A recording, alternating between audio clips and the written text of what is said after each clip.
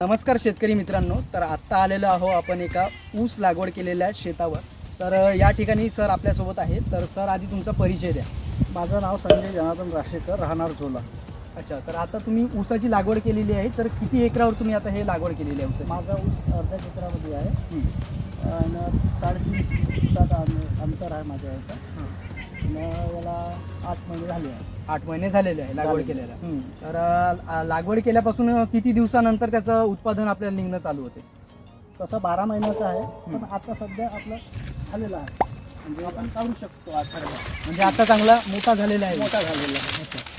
म्हणजे साईज मोठी झालेली आहे त्याची.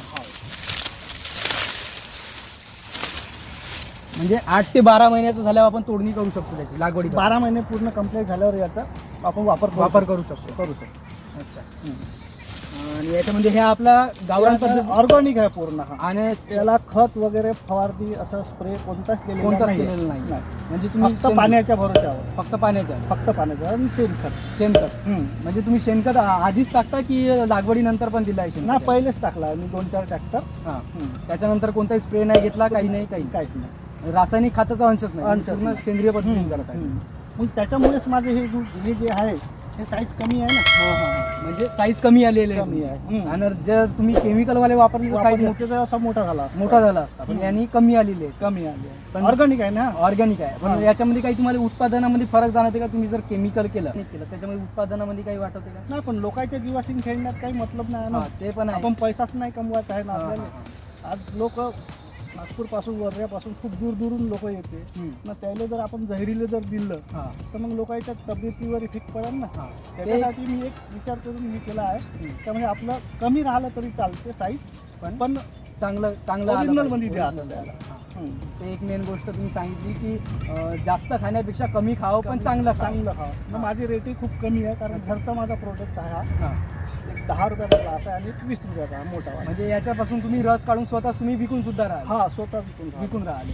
आणि आता तुम्ही याची विक्री कुठे करता ऊसाची विक्री म्हणजे माझे रसवंतीवाले आले आहे बांधून. अच्छा. वणीचे 2-3 जण आहे, वर्ध्याचे आहे आणि माजरीला. अच्छा. 1000 रुपये क्विंटलला मी विकून घरून देतो त्याला. म्हणजे ते स्वतः येतात, घेऊन जातात. अच्छा. तर मग आता अजून तुम्ही याच्यासोबत ऊस केलेला आहे, त्याच्यासोबत तुम्ही अजून याच्यासोबत जोडधंदा म्हणून अजून काय केलं? कुक्कुटपालन केलं आहे. कुक्कुटपालन केलं आहे. आता किती सध्या तुमच्याकडे कोंबड्या वगैरे आहे? 60-70 आहे माझ्याकडे. 60-70 आहे. त्याचं व्यवस्थापन वगैरे तुम्ही हे नेट वगैरे लावलेलं आहे? अंदरूनही पाहू शकतात. अंदरून बघून घेऊ आपण. तर आता तुम्हाला काय वाटते की आपण शेतीसोबत जोडधंदा केला पाहिजे की नाही?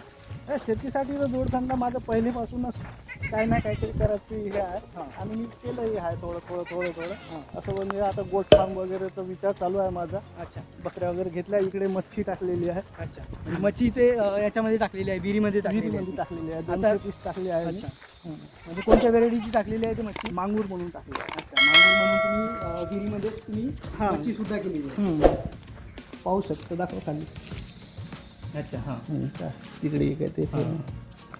म्हणजे या ठिकाणी तुम्ही त्यांना खाद्य म्हणून काय टाकत आहे तुम्ही आता मच्छ्यांना? तर ते कोंबड्याच्या दुकानात जे वेस्टेड माल राहते. अच्छा. सर वगैरे ते त्याला खाण्यासाठी तुम्ही देता. म्हणजे तुमचं आता इथूनच ऊसासाठी तुमचं पाणी सुद्धा जाते. तिथून जे काही वेस्ट असते कोंबड्याचं वगैरे ते मच्छ्यांसाठी. म्हणजे तुमचं सगळं एकावर एक डिपेंडेंट म्हणून असं चालू आहे. तर ते सुद्धा तुमचं एक चांगला कॉन्सेप्ट आहे. आता आपण कोंबड्यांचं पाहू की तुम्ही कोंबड्यांचं नियोजन कशा पद्धतीने केलेलं आहे.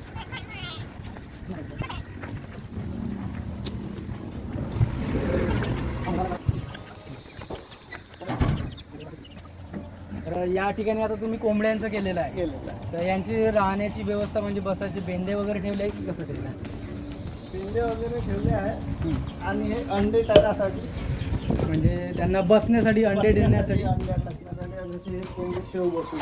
अच्छा. त्या एका जागी इथं 2 बसून. हे शेवा बसून आहे. इथंच अंडे घालून इथंच ते बसून इथंच फोडून. अच्छा. छोटे पिल्ले बेंडण्यासाठी या ठिकाणी हे केलं आहे. म्हणजे अंडे देण्यासाठी, बसण्यासाठी. म्हणजे तुम्ही बेंडत वगैरे नाही का कोंबड्या? मग नाही असं म्हणजे इथं दरवाजा लावून दिला का झालं. अच्छा. म्हणजे मुक्त संचारवाणी. आणि हे तर बांबू सुद्धा लावलेला आहे त्यांना बसण्यासाठी. म्हणजे रात्रीचा वगैरे इथंच त्यांनी बसतात, राहतात. बेंडायचं नाही, काही नाही. अच्छा. मग याचं खाद्याचं नियोजन कसं केलेलं आहे कोंबड्याचं तुम्ही? गहू तांदूळ अनादे येते ते हा. 35 रुपये किलोचा तो टाकतो. तो टाकता. हे नेट कशासाठी लावलेली आहे आता वरून? हा पक्षी आहे, पक्षी उडून जात आहे ना अच्छा अच्छा. बाहेर, त्याच्यासाठी नाही गेले पाहिजे म्हणून हा दुसऱ्या पक्ष्यांपासून बचावासाठी आणि बचावासाठी. आपली कोंबडे बाहेर नाही गेले पाहिजे म्हणून त्यासाठी इथे केलेलं आहे. आणि हे मुक्त तुम्ही नेट सुद्धा लावलेली आहे भोवताल, म्हणजे कोंबड्यांना दुसऱ्या प्राण्यापासून संरक्षण व्हावं यासाठी. जसं मुंगूस वगैरे येते, काही असं साप वगैरे बिलकुल अंदर याची काही चान्स नाही. अच्छा, मग याची अंडी वगैरे तुम्ही विकता का? अंडी वगैरे हो विकतो, अंडी सुद्धा विकता? अंडी सुद्धा अच्छा. आणि त्याचे पिल्ले वगैरे तुम्ही इथंच पोचता? इथंच आणि कोंबड्याची विक्री सुद्धा? हो, कोंबडीची विक्री सुद्धा आपण विक्री करता? हो. ते काय रेटनं करता कोंबडी? 600 रुपये केजीच्या हिशोबाने. 600 रुपये केजीच्या हिशोबाने तुम्ही करता. म्हणजे हे एक चांगलं आहे की तुम्ही एकाच शेतीच्या एकाच पिकावर डिपेंडंट न राहता विविध पीक घेतले पाहिजे आणि त्यासोबत विविध व्यवसाय सुद्धा केले पाहिजे. त्यांनी ऊस केलेला आहे, कोंबडी पालन केलं आहे, तसंच मच्छी पालन सुद्धा केलं आहे. तर जर मागची शेती आहे आणि शेती सुद्धा आहे, तर त्या शेतीमध्ये आता तुम्ही कोणते कोणते पीक घेता? मी आता समोरचा माझा विचार आहे सोयाबीन लावायचं, सोयाबीनवर नंतर मग चना, गहू. अच्छा. म्हणजे हे पीक सुद्धा तुम्ही त्याच्यासोबतच घेता. आणि आता तर तुम्ही शेतकऱ्यांना काय मेसेज देऊ इच्छिता की त्यांनी कशा पद्धतीने तुमचं आता तुम्ही केलं आहे अशा पद्धतीने त्यांनी काय देऊ इच्छिता एक मेसेज त्यांना की तुम्ही पण केली पाहिजे की नाही याची? प्रत्येक शेतकऱ्याने म्हणजे काही ना काहीतरी करायला पाहिजे माझ्या विचारानं. जसं मी केलं आहे, ऊस वगैरे लावला आहे. आपल्या वणी ते वर्रा रोडपर्यंत कुठेही तुम्हाला ऊस दिसणार नाही, बरोबर. पाहून घ्या तुम्ही. हो. माझ्या म्हणजे मनामध्ये आलं काय आपण असं नवीन काहीतरी केलं पाहिजे, तरच आपला बिझनेस चालू शकते.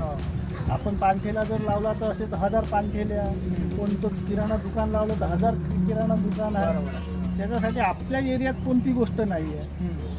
तो विचार केला, मग नंतर मग मला आठवलं का आपल्या याच्यात ऊस नाही आहे. मग मी ऊस आणला बाहेरून, मग याची लागवड केली पहिल्या वर्षी ऊसाची. ऊसाची लागवड केल्यानंतर मशीन घेतली ना मग विकणं चालू केलं. अच्छा. म्हणजे ऊस लावला, ऊसापासून रस काढून तुम्ही विकणं चालू केलं. मग लोकांना माहीत होऊन गेलं. लोक माझ्याकडे सांगत तुम्हाला म्हणजे तुमचा ऊस आहे तर तुम्ही काय भावाने देता. लोकांना सांगत गेलो मी काय माझा 1000 रुपये क्विंटल आहे वा. मग असे लोक कस्टमर माझ्याकडे येत गेले, मी विकत आहो. आधी आता तुमचा 1-1.5 क्विंटल माझा माल इथून जात आहे. इथून जात आहे 1-1.5 क्विंटल माल जात आहे. आणि रोज आता कंटिन्यू. आता तुमचं पाहून अजून शेतकऱ्यांनी केलं आहे का? लागवड केली आहे का ऊसाची? नाही तेवढं अजून लागवड केलेली नाही. नाही. का बरं असं का केलं नाही लोकांनी? आता तुम्ही तुमचं लोकांनी चांगलं- उत्सुकता पाहिजे ना, जसे आपल्यामध्ये आहे. आपण काय ना काहीतरी करायचं. म्हणजे आपण करत आहोत, पण आता लोक नाही करत यायला आपला काही लोकांना मेहनत घ्यायची नाही आहे, पण उत्पादन पाहिजे त्यांना. ते एक कॉन्सेप्ट आहे त्याच्यामध्ये. कारण नक्कीच तुम्ही चांगल्या प्रकारे इथं नियोजन सुद्धा केलेलं आहे आणि शेतकऱ्यांनी सुद्धा एकाच पिका उत्पादन न राहता असं डायव्हर्सिफिकेशन जर केलं तर नक्कीच त्यांना सुद्धा यातून चांगला नफा होणार. जर तुम्हाला व्हिडिओ आवडला असेल तर लाईक करा आणि असेच नवनवीन व्हिडिओ पाहण्यासाठी चॅनल सबस्क्राईब सुद्धा करा.